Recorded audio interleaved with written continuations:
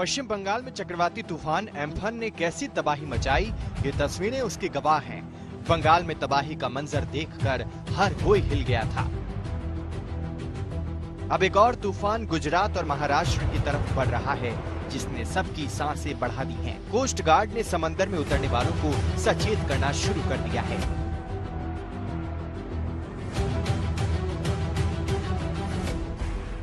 इस बार जिस तूफान का खतरा मंडरा रहा है उसका नाम निसर्ग है।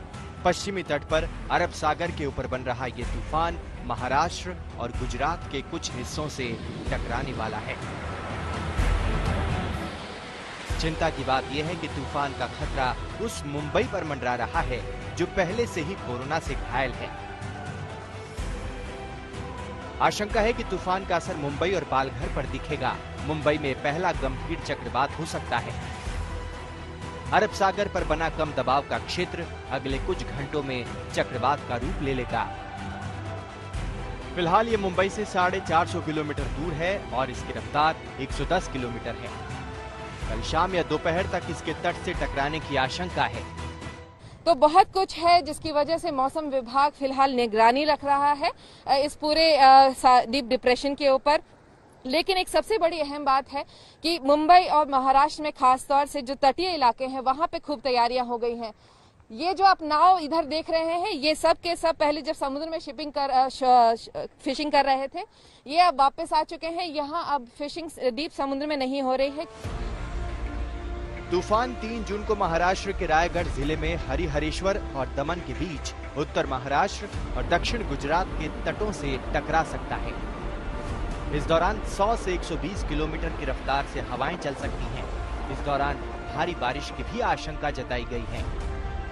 राहत की बात सिर्फ इतनी है कि इसका असर एम्फान तूफान से कम होगा। इसमें जो हमारा अभी आंकलन है वो करीब करीब ये मान के चले 110-120 किलोमीटर प्रति घंटा की रफ्तार की, जो आप इसमें देख भी सकते हैं। यहाँ पर 100 अभी तक बताया गया, बस थोड़ा सा और पास जाके बढ़ भी सकता है। और उसके बाद 4 तारीख से फिर ये डीप डिप्रेशन और डिप्रेशन में कन्वर्ट हो जाएगा। और फिर इसकी डिप्रेशन जब बनेगा तो 35 से मतलब 50 किलोमीटर की तेज रफ्तार हवा ही रह जाएंगी। तो मुख्यतः जो इसका असर दिखाई देने वाला है 2 तारीख और 3 तारीख को जो है ज्यादा, 3 तारीख को खासकर इसका असर ज्यादा दिखाई देगा। वैसे गुजरात में तूफान निसर्ग का ट्रेलर दिखने लगा है। अहमदाबाद में बीती रात जमकर बारिश हुई है। गुजरात के नवसारी के आसपास के समंदर में तो ऊंची ऊंची लहरें भी उठनी शुरू हो गई हैं। प्रशासन ने लोगों को समुद्र तटों से दूर रहने की हिदायत दे दी है। जो इन गांवों के जलालपुर के 15 गांव और गणदेवी के 24 गांव हैं, उनके तलाटियों को, सरपंचों को अलर्ट कर दिया गया है।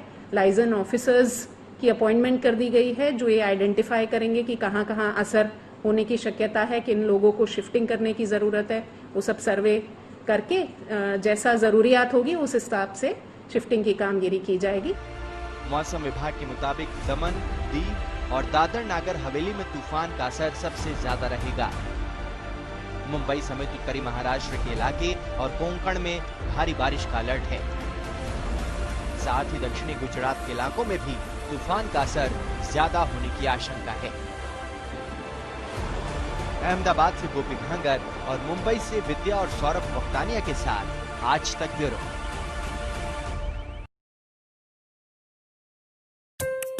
Audio Jungle. 3, 4, 5. So we done the breaks and that's दस्तावेजी सबूत, डॉक्यूमेंट्स, वो क्या कहते हैं? भारत और चीन इस समय जिस हिस्से को लेकर स्टैंड ऑफ की स्थिति में है।